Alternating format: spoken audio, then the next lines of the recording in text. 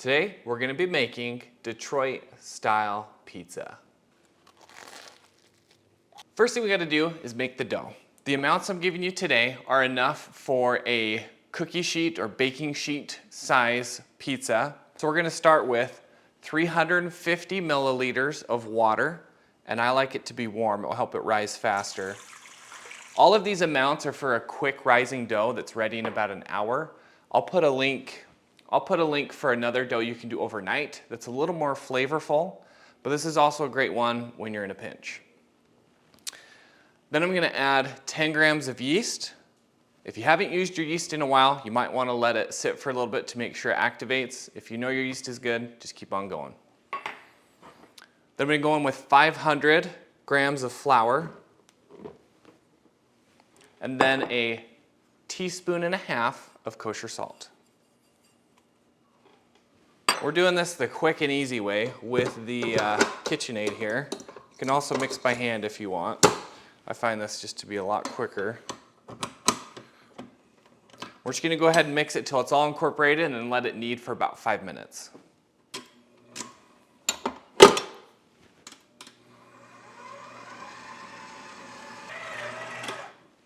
Okay, our dough is all ready to go. Go ahead and scrape it out onto your work surface. What I would recommend doing is put it in a container and let it proof or rise for about an hour. This is a great amount for a cookie sheet or baking sheet. But today I'm gonna be using a Detroit style pizza pan from Prokan. I've got a pizza oven from them we're gonna be cooking this in. So in order for this to be the right amount for this pan, I'm gonna be cutting it in thirds, equal parts, rounding into 3 separate balls, and then I'll be using one of those balls each time I cook in the pan. So we've let our dough sit here for about 45 minutes. You can tell it's grown in size quite a bit. What I like to do is take a little Pam or olive oil, put it on your hand, press on the dough, and make sure it doesn't spring back super fast. So you can see the indent here, that it stays. So now we are ready to start spreading it out. And I've already coated the pan in olive oil. I'll just put some olive oil on my hands and start pressing out the dough to the edges. Sometimes I'll actually even just take it out and try and stretch it as much as I can, like a rectangle. That's stretched out pretty good. If you notice, some of these corners are still exposed on the bottom, and so I will just take, I'll just take it and kind of spread it out and drop it back in. Same thing over here.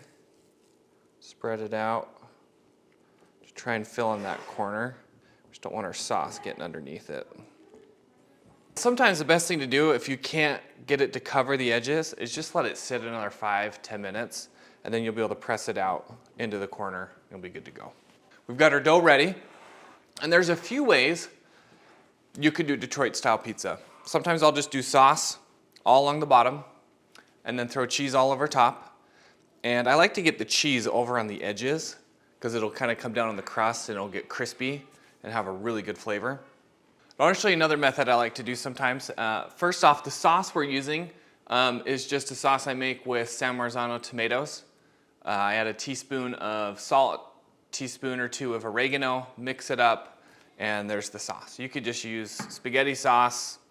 Doesn't really matter too much. I do like the flavor of this a little bit more, but if all you have is some other kind of spaghetti sauce, it works. So what I like to do is I'll first take the cheese and I'll do a little line right down the side. Like I said, I like to get the cheese to fall down on that crust and make it crispy.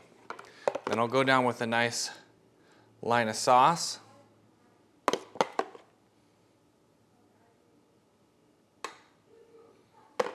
Another line of cheese.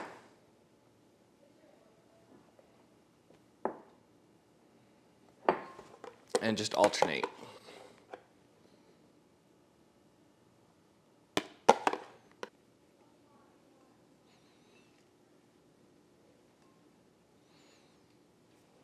Okay, and that is a good looking pie. So what I like to do, if you're doing it in the oven, Get your oven as hot as you can. 500, I've even done it at 550. Put it on the lowest shelf possible. You want more heat coming from below to try and crisp up that crust. Otherwise your top's perfect, but the bottom is still not crispy. And that's why we add the oil, is it does a great job of crisping up that dough. So since I'm doing this in the pizza oven, like I mentioned earlier, the Prokan Pizza Oven, I'm gonna heat it up to like 650, but then when I launch, I'm gonna turn it down. That way the stone's really hot and will help cook the bottom really well. So let's go throw it in the oven. So here's what's great about the Prokan Pizza Oven. It has a door already with it, which I've noticed in all the other pizza ovens I've reviewed. Doors make them heat up significantly faster. Pretty easy to light up. It does have a thermocouple, so you gotta hold that knob down for a bit for it to heat up. And once it's up and going, you can go ahead and turn it on. And then you can go and set the temperature you want it to maintain. So like I said, I'm gonna start high, around 650, get that motor going. And the great thing is, I have yet to see a pizza oven that I've tested be able to set a temperature and it actually stays there. I've set it at 500, I'll leave it going for 40 minutes and it's at 500, around 500. Set it at 800, 900, and it gets up there. So really cool that you can set the temp and you know it's gonna be sticking right around there, because I've had many times where I've overshot the temps and had to let the stone cool down. It's a whole ordeal. So far that's a pretty cool feature. So we are preheated to 650. Gonna go ahead and launch our pizza. Get that lid back on, or door, not lid, sorry. Let's get that door back on. And I'm gonna turn it back down to about 500.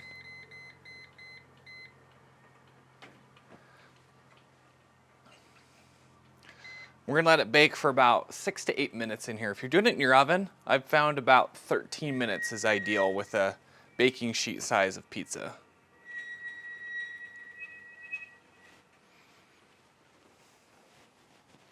Okay, this pizza looks ready to go. It's been in for 8 minutes.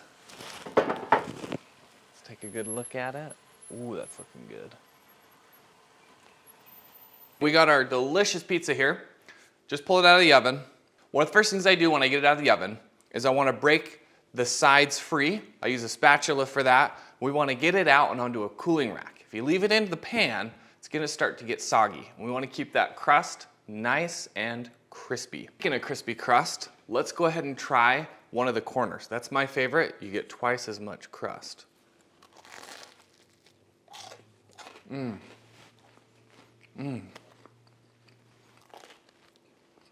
This is a great recipe, especially if you're feeding the whole family. Super filling pizza. If you do it in a sheet pan, you can feed probably 2 families. Big shout out to Prokan for sending us the pizza oven and the deep dish. Go ahead and check them out. I got some links in the description below. And make sure you try out this recipe.